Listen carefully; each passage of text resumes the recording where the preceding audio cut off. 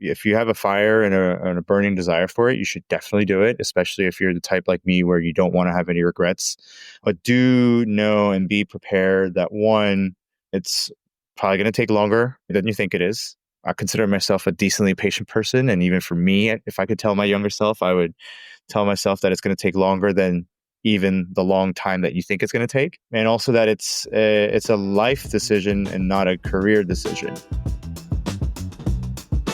That was Sean Rowe, the CEO and co-founder of Lunar Hard Seltzer.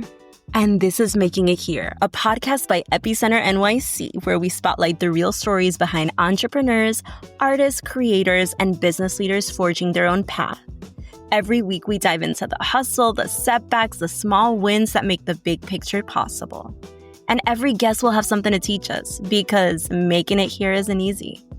I'm your host, Amber Castillo. Hard seltzer is one of the fastest growing areas of the beverage industry. But within that, there's still room for brands that bring something new to the table. Lunar does this with flavors like yuzu, lychee, and Korean plum, and with packaging that makes its Asian roots impossible to miss. The company was founded by Sean Rowe and Kevin Wong, who built the business with a lean team and a clear vision.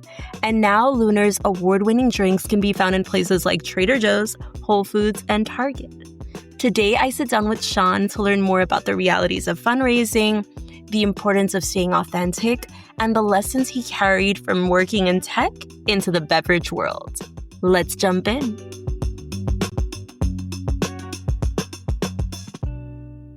My name is Sean Rowe, and I'm the CEO and co-founder of Lunar Hard Seltzer. It's what we like to call the smoothest hard seltzer under the moon. That's refreshingly different because it's made with real Asian fruits, no artificial sweeteners, and just a gentle carbonation and all that good stuff. So, which we'll get into in a little bit. Yeah. And for someone who hasn't tried it yet, how do you describe Lunar?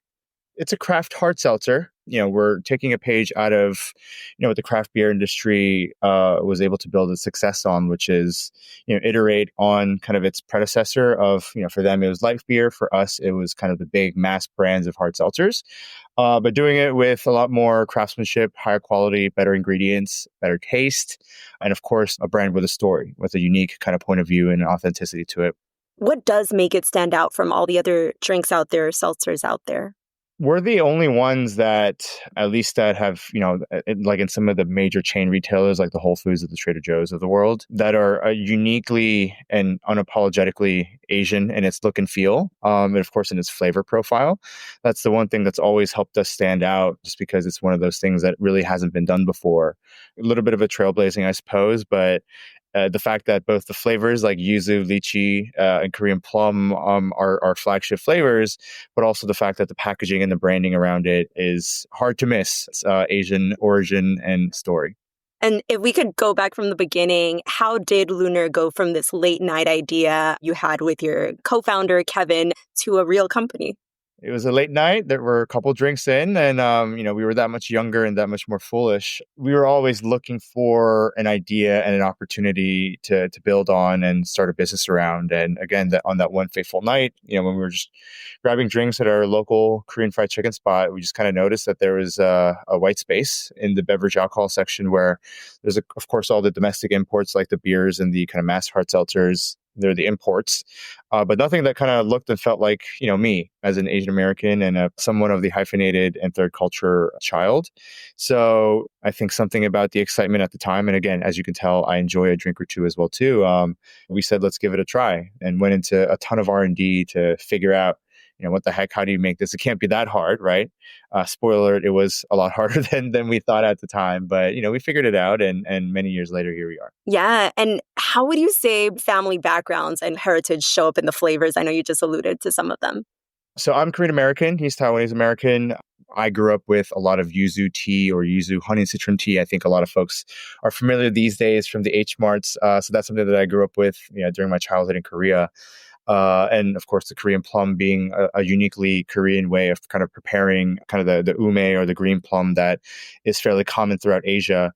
And for Kevin, he grew up with the passion fruit and the lychee from his visits and time in Taiwan with his extended family over there too. So, and the whole brand really was, if we're going to do this, let's really do it our way and be kind of unafraid to be a little bit different and stand out.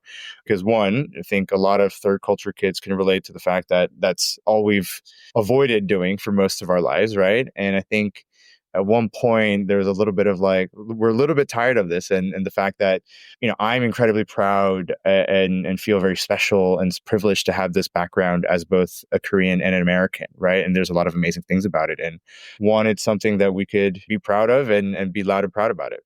Do you remember when you first started thinking about some of these flavors you mentioned and noticing that missing? Was that something you thought about in general? I mean, all the time, right? I mean, whether it's from our lunchbox moments from our grade school, I think it's certainly Asian Americans, and I think most third culture kids can relate to the fact that it's painfully obvious that you can't really get your mom's style or home style of your parents or your kind of your home style cooking anywhere, right? I always say yes, like Manhattan's K-Town is amazing and I love it, and the fact that it's expanding and there's more and more stuff, but it's a lot of elevated stuff for all the right reasons, which I'm a big supporter of. But it's a little bit harder if you want the home style stuff. For example, you got to go out to Flushing or you got to go to New Jersey and a little bit extended. And growing up in the DC area, that's a little bit harder to do. And if you're going out to your local diner after band practice, which is what I would do, there's no ramen, there's no fried rice, there's no any of that stuff.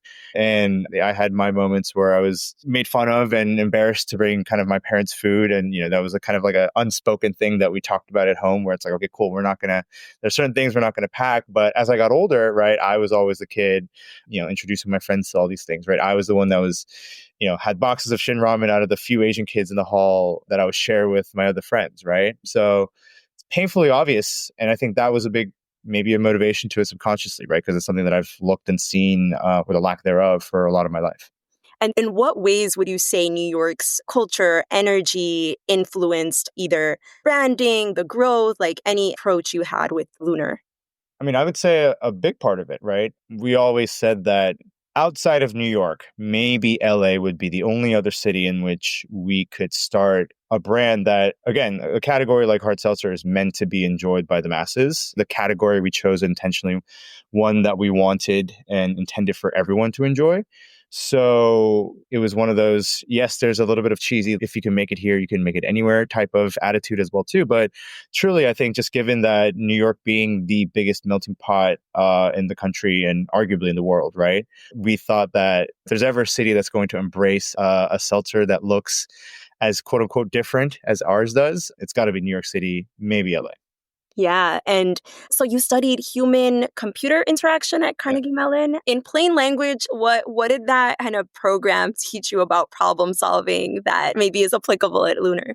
For anyone that's not in academia, which I'd imagine is most folks, that's really academic term for UX design, product design, interaction design. So it was mostly just under the broad category of software design. It was, for me, really an important year because I've always been a little bit of a generalist. And that was the first time in my young point in my life at that point where I was like, oh, cool. I feel like I figured out the one vertical where I could really be an expert in, or at least provide some sort of like professional services and build a career off of.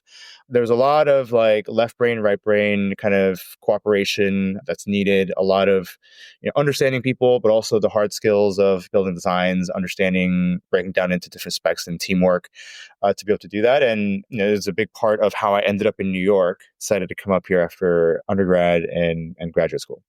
And after college, you worked at some startups here in New York. What did that world teach you that you still use today? Were there some concrete skills or experiences there?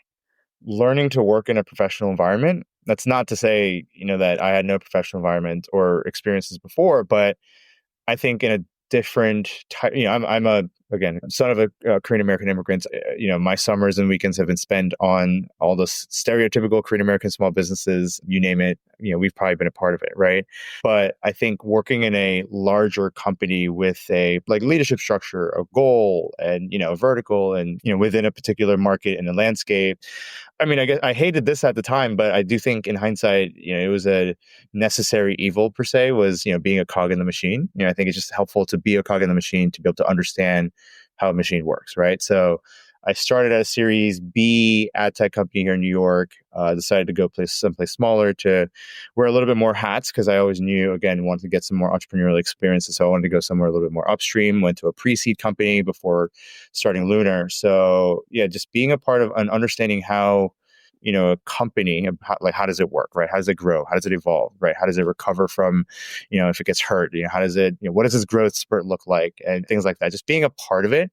And I think that's why you hear so many founders talk about learning by doing. I do think there is certain things that you really can't really describe, or you think you understand, but you really don't until you go through it. So I think a lot of that stuff applies to the professional world too. Was there anything on the flip side, like anything that didn't translate from your experience that you had to relearn once you got into beverages? Ooh, that's a good question. Not necessarily. I mean, yeah, everything that I've done has come in handy at one point or another, whether it's like building out, specifications for how to track, produce, do QA testing and have documentation about the entire production process, to managing a CRM for all of our retail accounts that we're pitching, right? And upsells and new accounts and all that kind of like, call it like enterprise software as a service things. But even the design and like, web development, web prototyping skills, like, there's a lot of stuff that I'm still doing because, again, it's not like an AI startup where we have like dozens of millions, if not hundreds of millions of dollars of funding. That's just not how a lot of the consumer in this industry, that time scale and that scale works just yet. So we've had to be very scrappy still to date. I think a lot of people are still very surprised to hear about how big, or actually how small, our team is. Oh, how small are you guys? Right now, we just have one full timer, and we have some part time folks on the team. So still a very, very lean team. And then since you mentioned AI, is there any way that AI either is helping or that you anticipate might help in the future? Yeah, I guess it's a valid, obligatory question, just given how everything's going. I might be in the minority, but I know a handful of other founders who would agree with me, which is that I don't think there's really that much AI would impact this industry. Like perhaps a little bit on the marketing side of things, whether it's like idea generations or, even I guess on the Gen AI stuff, creative creation. But again, like a lot of the things that AI can do or might even surface, it still requires human input. Like for us, it's like even if we somehow get some really amazing, AI based products to provide recommendations, like, oh, you should now launch, based on your current success and where you're seeing success, retailer and consumer wise, you should now start expanding to Philadelphia. Well, who's going to do that, right? It still needs to be us and the team and the human beings and whatnot. So not yet, but with the pace at which this is innovating, who knows? Maybe we'll look back on this interview a year from now and say, "Man, boy, was I wrong." We'll see. We'll see. And then just going back to your journey, at what point did you realize you had to start your own business? Or like were you already thinking about that before that night of For fried sure, chicken? And yeah. for sure. Again, just growing up for most of my life, weekend summers at the family business. Just growing up in that environment, in hindsight, if there's anything that I realized that I learned from osmosis and just watching my parents, is that there is this spirit of being in control of your own destiny. I think that was something that unknowingly that I grew up with as an important value of mine. So I knew fairly early on, and also I'm very driven by like I on my deathbed, I want to minimize the amount of regrets or what ifs, like, oh, should I have types of thoughts. So I knew I wanted to take a swing at it by those two factors combined, and I figured do it, sooner when I'm in my 20s and 30s than compared to when I'm 40s and 50s. Although I do believe the median age for an entrepreneur is like in their 40s. So it's not to say that it's not doable, but when I have that fewer attachments or responsibilities, whether it's a family or kids or what have you, it allows me to be a little bit more risk seeking or take on more risks. Is there anything you'd say to someone who's in a similar situation you were, who's in a steady job, right, with benefits, but feels the same kind of pull to build something of their own? If you have a fire and a burning desire for it, you should definitely do it, especially if you're the type like me where you don't want to have any regrets. But do know and be prepared that one, it's probably going to take longer than you think it is. I consider myself a decently patient person. And even for me, if I could tell my younger self, I would tell myself that it's going to take longer than even the long time that you think it's going to take. And also that it's a life decision and not a career decision. You are the front line of defense, but also the last line of defense and everywhere in between. So there's never going to be a shortage of like, there's really truly nothing to do. So work-life balance, at least in its traditional definition, won't exist, right? And what that means is that you need to have a partner, if you have a partner, that understands and is supportive. We talk a lot about in business, your business runway, like how much capital you have and how long, you're able to sustain yourself. But think a lot about your life runway. Do you have a savings you can burn through? Do you have a friends, families, or parents or partners who can help subsidize your lifestyle, or I mean, not even subsidize your lifestyle, just your rent or food if you need to, right? And conversely, do you want it that bad? You might find out that you don't, and that's totally okay too. But just be prepared to have a lot of foreign, tough dialogues with yourself about the path of life you're choosing, and it's more than just a career choice. What would you say has been the toughest hurdle for you guys so far at Lunar?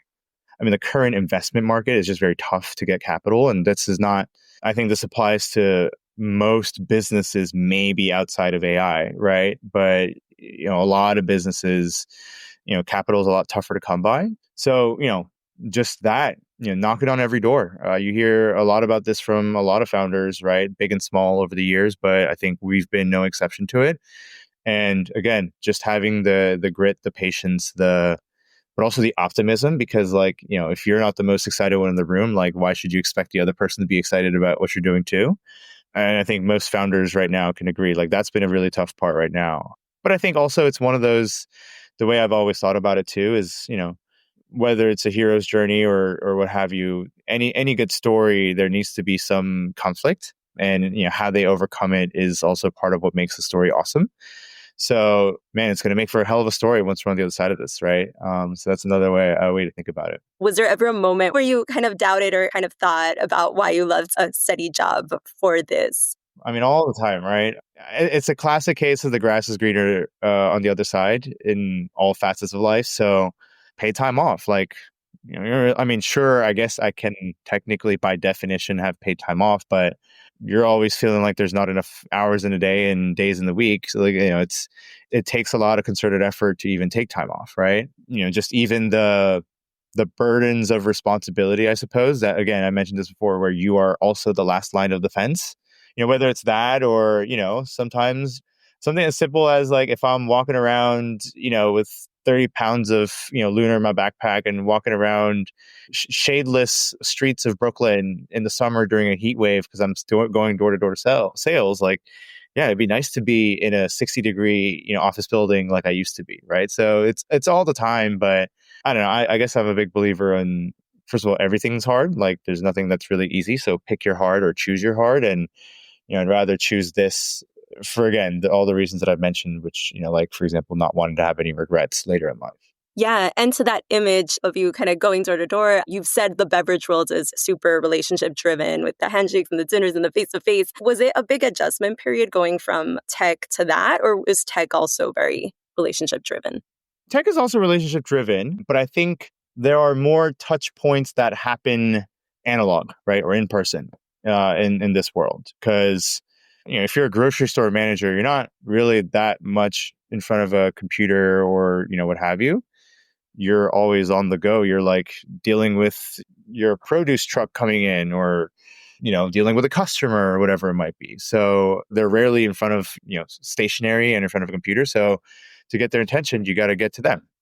And what's one thing you've learned about building relationships that you think someone could apply in their own career? I would say don't be afraid to do it your way. And I say that as an ambivert myself, who maybe earlier in my life I was a little bit more introverted. I remember distinctly feeling like, oh my gosh, I hate this thing called networking. Like it gives me the icks, and I feel not really myself. But it wasn't until I realized like, oh, I'm just gonna try meet people that I like. So whatever that might be. Some people it comes naturally, right? So it comes second nature to them. But experiment around with ways that are natural and organic to you. And I know you guys are award winning and you grew really quickly in a pretty competitive space. Like, I think you guys were on a panel Epicenter had like in 2022, but I think that same year you had gotten this recognition from Vine Pair and you guys are consistently on some of the best of lists. Is there anything you can speak to that you think helped Lunar grow so quickly in this competitive space? And also whether that award changed anything for the business or opened up some opportunities? I mean, I think ultimately what has been helpful for us is being focused. When we launched, we, heavily leaned into and inserted ourselves into the conversation within the API community, right? I always jokingly say this, but I actually do mean it when I say that, at the end of the day, we do just make alcohol. There are plenty of folks who do a lot more important work, Epicenter, included as well too, right? Folks in the media and amplifying the right stories, but nonprofits or whatever it might be. So, we've always been of the school of thought of like, hey, let's try and help support some of the other folks that we have been, doing more important work than we do. And I think that organically helped maybe in the sense of good karma, and I think that really kind of came through and helped us build our community early on, which was a really big important part and one that travels with us metaphorically, right?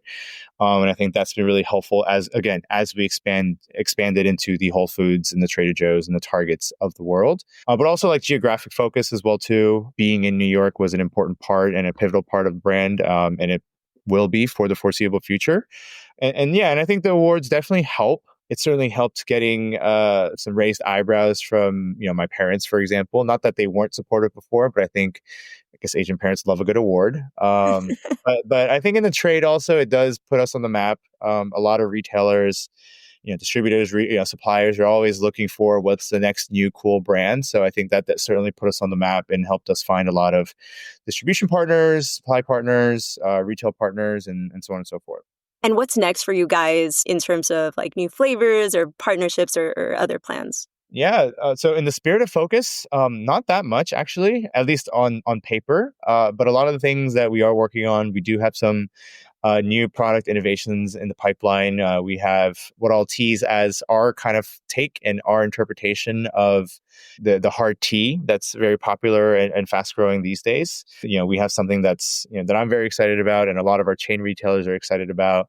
So that's one. And also like, we'll also start to begin investing in a lot of marketing. Like we've done a lot of like community management and partnerships and sponsorships as our way of getting the word out there about the brand. But, we hadn't really had the resources or nor was it the right time. So I think now we're approaching that time and that level of maturity as a business where we're ready to invest in marketing. So keep an eye out for a lot of the stuff that we might be doing, literally on the streets of New York and or even just digitally, on social media, right? We have a lot of cool, exciting things coming up that we're planning. I guess mostly for like the end of year and starting at beginning of next year. Our cycles are a little bit interesting because it starts with the Lunar New Year, very different from most other like hard seltzer brands where January is like the slowest time of year. Yeah. And if listeners want to support you guys right now, what's the best way they can do that? First of all, we have all of our retailers listed on our website at drinklunar.com, but the easiest are probably Whole Foods and Trader Joe's if you shop there already, as well as most Targets in the city. We're also on Fresh Direct and Instacart if you are a digital shopper or you like to shop from your couch like I do sometimes. And we're also in a bunch of cool bars and restaurants throughout the city as well too. A lot of music venues, a lot of kind of activity-based places, museums and whatnot. Yeah. And real quick, just to end us on some rapid fire. So, like, first thing that comes to mind, what's your current go to Lunar flavor? I've always been about the Korean plum flavor, partially because it hits the nostalgia. It's also the most different than any other hard seltzer on there. So that's my flavor. And what's one Asian fruit you'd love to turn into a seltzer? We have a very long list of that, but I think the one that I'm trying to manifest, I don't even know if this is the likeliest one, but the one I'm trying to manifest is a persimmon flavor. And would you rather kind of get one giant national retail deal or keep doing more collabs with restaurants?